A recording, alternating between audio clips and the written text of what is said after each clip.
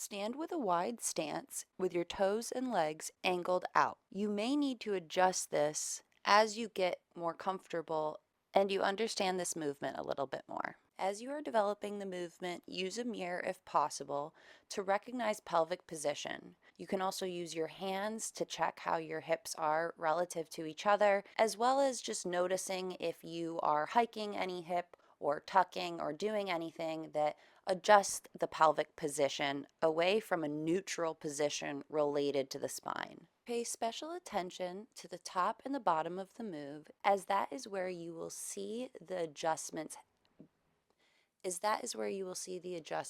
that are the most obvious.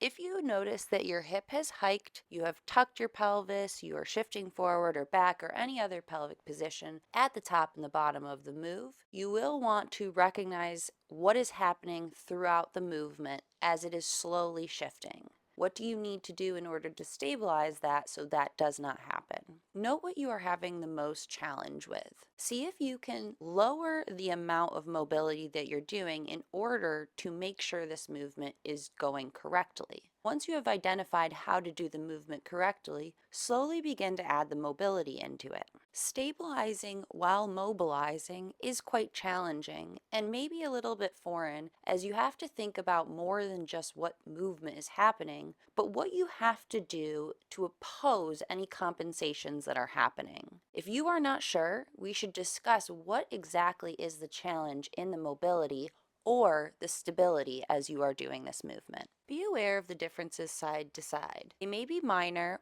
or they may be more obvious. Note what they are and if there are any challenges associated with that, as well as any discomfort. Focus on torque through the legs throughout this movement. As you are bending into one leg, you are thinking about externally rotating, and as you extend up, there is more of an internal rotation. Make sure there is even pressure in the foot that you are bending into, across the foot, at the heel, and throughout the ball of the foot. Really pressing through the big toe, making sure that the arch is staying active. Flex at the front of the hip joint as you bend into one knee. Hand position can vary depending on your goals, awareness building, and more.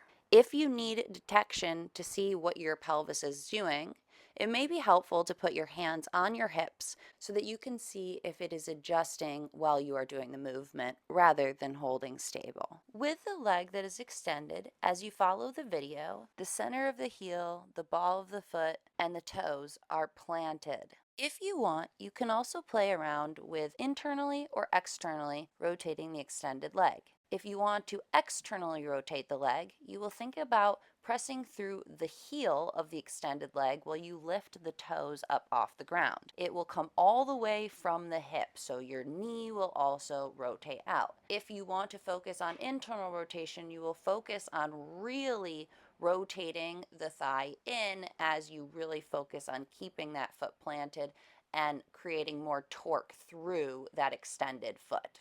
Lower as far as your mobility will allow. Note how far that is and what the challenges are. Think about a single-sided squat with the opposite leg extended as you are considering the position.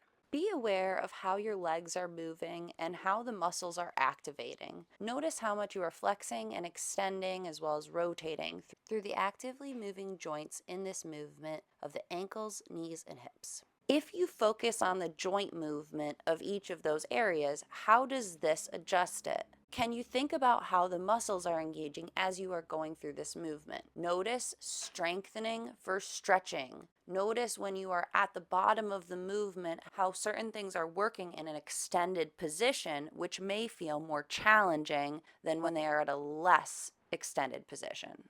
Repeat for a set amount of reps at the prescribed tempo before switching to the second side. Add weights to increase the challenge.